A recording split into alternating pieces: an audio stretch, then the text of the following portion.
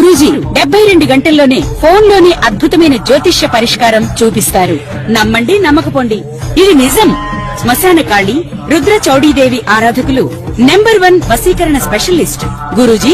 మనిషి పుట్టుక నుండి చనిపోయే వరకు వచ్చే అన్ని క్లిష్టమైన సమస్యలకు పరిష్కారం ఇక్కడ లభిస్తుంది. విద్య, ఉద్యోగం, వ్యవహారం, స్త్రీ ప్రేమ, పెళ్లి, సంతానం, స్త్రీ పురుష వశీకరణం, భూవశం, భార్యాభర్తల కలహాలు, కోర్టు సమస్యలు, విడాకుల సమస్యలు, చేతబడి, అప్పుల బాధ, ఇంకా మీకు ఎలాంటి సమస్యలు ఉన్నా 72 గంటల్లోనే శాశ్వత పరిష్కారం చేయబడి. గురు బ్రహ్మ గురుర్విష్ణు గురుర్దేవో మహేశ్వర గురు సాక్షాత్ పరబ్రహ్మ తస్మై శ్రీ గురువే నమః. జ్యోతిషాభిమానులందరికీ నమస్కారం. శ్రీ పరాభవ నామ సంవత్సరం ఉగాది పండుగ శుభాకాంక్షలతో 2026 మార్చి నెల 19వ తారీఖు గురువారం రోజు మనకు తెలుగు సంవత్సరం ప్రారంభమవుతోంది. ఈ తెలుగు సంవత్సరాలు 60 సంవత్సరాలు మనకున్నాయి. ఈ 60 సంవత్సరాలకి కూడా తెలుగు 60 పేర్లు పెట్టడం జరిగింది. ప్రభవ నుంచి అక్షయ వరకు 60 పేర్లు మనకు ఈ తెలుగు సంవత్సరాలకు ఉన్నాయి. ఈ 2026 మార్చి 19వ తారీఖు గురువారం రోజు వస్తున్నటువంటి ఈ తెలుగు సంవత్సరానికి, ఈ ఉగాది పండుగకు శ్రీ పరాభవ నామ సంవత్సరం అని పేరు పెట్టడం జరిగింది. ఈ 60 సంవత్సరాలలో ఈ పరాభవ నామ సంవత్సరం 40వ సంఖ్య.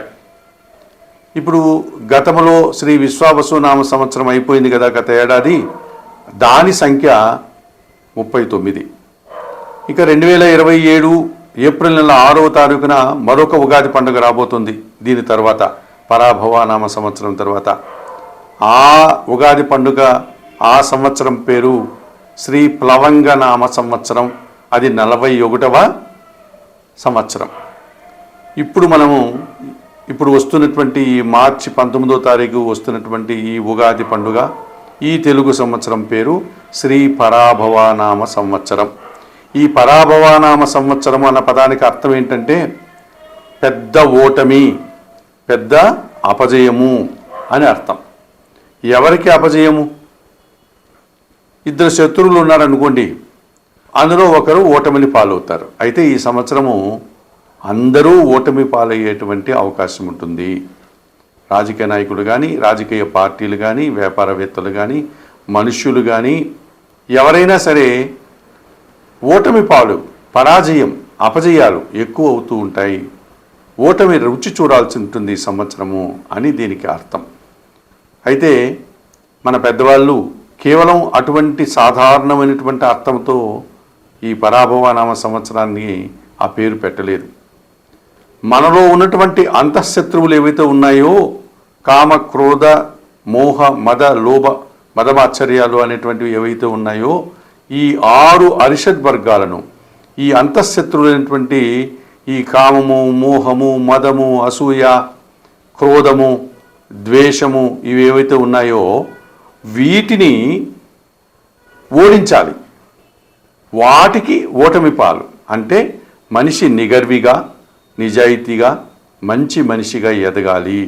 ఈ చెడు ఓటమి పాలు కావాలి. ఈ చెడు లక్షణాలను మనం ఓడించాలి అన్నటువంటి ఒక సదుద్దేశంతో, ఒక పరమార్థాన్ని ఈ పండగ పేరుగా, ఈ సంవత్సరం పేరుగా మన పెద్దలు చెప్పడం జరిగింది.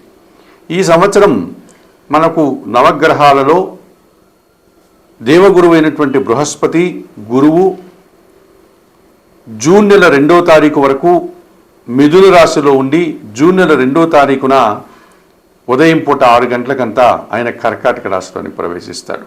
సో గురువు మిథున రాశి నుంచి కర్కాటక రాశిలోనికి ప్రవేశిస్తాడు. ఆ తర్వాత ఆయన కర్కాటక రాశిలోనే ఈ రాబోయే తెలుగు సంవత్సరం 2027 ఏప్రిల్ 6 వరకు ఆయన కర్కాటక రాశిలో సంచరిస్తాడు. నవంబరు, డిసెంబర్ మాసాల్లో ఆయన ముందుకు వెళ్ళి మళ్ళీ తిరిగి కర్కాటక రాశిలోనికి వస్తాడు. ఒక 2 నెలల కాలంలో ఇలాంటి చిన్న మార్పు జరుగుతుంది. అంతకుమించి గురువు జూన్ వరకు మిథున రాశిలో, జూన్ 2 తర్వాత కర్కాటక రాశిలోనే ప్రధానంగా ఆయన సంచారం ఉంటుంది. అలాగే శని భగవానుడు ఈ మకర కుంభరాశులకు అధిపతి అయినటువంటి శని భగవానుడు కర్మకారకుడు మీనరాశిలోనే ఈ సంవత్సరం అంతా ఉంటాడు. 2027 జూన్ వరకు ఆయన మీనరాశిలోనే సంచారం కొనసాగుతుంది. ఆయనలో కొత్తగా మార్పులు ఏమీ కనబడడం లేదు. ఇక కుంభరాశిలో ఉన్నటువంటి రాహువు, అలాగే సింహరాశిలో ఉన్నటువంటి కేతువు ఈ నూతన తెలుగు సంవత్సరం పరాభవనామ సంవత్సరంలో 2026 డిసెంబర్ 5 వరకు కుంభరాశిలో ఉన్నటువంటి ఈ రాహువు కుంభరాశిలో డిసెంబర్ 5 వరకు ఉండి డిసెంబర్ 5 తర్వాత ఆయన మకర రాశిలోనికి తిరోగమనం, ఆయన వెనుకకు ప్రయాణం చేస్తాడు. డిసెంబర్ 5 తర్వాత ఆయన ఈ సంవత్సరం అంతా కూడా మకర రాశిలోనే ఆయన సంచారం కొనసాగుతుంది. అలాగే సింహరాశిలో ఉన్నటువంటి కేతువు ఈ 2026 డిసెంబర్ 5వ తారీఖు వరకు సింహరాశిలో ఉండి ఆ తర్వాత ఆయన డిసెంబర్ 5 నుంచి కర్కాటక రాశిలోనికి ప్రయాణం చేస్తాడు. ఆయన కూడా తిరోగామిగా వెనుకకు మరలి డిసెంబర్ 5 నుంచి కర్కాటక రాశిలోనే ఆయన సంచారం కొనసాగుతుంది. ఈ రకంగా గురువు మిథున రాశి నుంచి కర్కాటక రాశికి జూన్ 2న మారుతున్నాడు. రాహుకేతువులు ఇద్దరు కూడా డిసెంబర్ 5 తర్వాత రాహు కుంభరాశి నుంచి మకర రాశిలోనికి, కేతువు సింహరాశి నుంచి కర్కాటక రాశిలోనికి వెళ్ళేటువంటి ప్రభావం కనిపిస్తుంది. ఇక ఈ సంవత్సరము వర్షాలు బాగా పడుతాయి, పంటలు బాగా పండుతాయి, మంచి వాతావరణం ఉంటుంది. ఇక మనం 12 రాశుల గురించి మాట్లాడుకునేటప్పుడు ముందుగా మేషరాశి వారు ఎంతవరకు ఈ నూతన తెలుగు సంవత్సరం పరాభవనామ సంవత్సరంలో కన్యా రాశి వారి యొక్క వార్షిక ఫలితాలు. మనం కన్యా రాశి గురించి మాట్లాడుకునేటప్పుడు ఉత్తర పల్గొని 2, 3, 4 3 పాదాల వారు, హస్త నక్షత్రం 1, 2, 3, 4 పాదాల వారు, చిత్తా నక్షత్రం 1, 2 పాదాల వారు, ఈ 9 నక్షత్ర పాదాల వారిని కన్యారాశి వారు అని పిలుస్తుంటాం. అలాగే కన్యారాశి వారికి శ్రీ పరాభవనామ సంవత్సరంలో ఆదాయం 8, వ్యయం 11, గౌరవం 3, అవమానం 3గా చెప్పడం జరిగింది.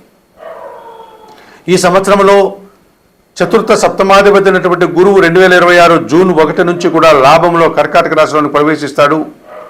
కుటుంబంలో సంతోషకర వాతావరణం, సమాజంలో గౌరవ మర్యాదలు, జీవిత భాగస్వాముల నుంచి, వ్యాపార భాగస్వాముల నుంచి లాభాలు అందుకుంటారు. విద్యార్థులు మంచి ఫలితాలను అందుకుంటారు. వివాహం కాని వారికి ఎవరైనా ఉంటే కన్యారాశి వారికి వివాహం అవుతుంది. జూన్ తర్వాత శుభ కార్యక్రమాలు నిర్వహిస్తారు. సమాజంలో గౌరవ మర్యాదలు కూడా అందుకుంటారు.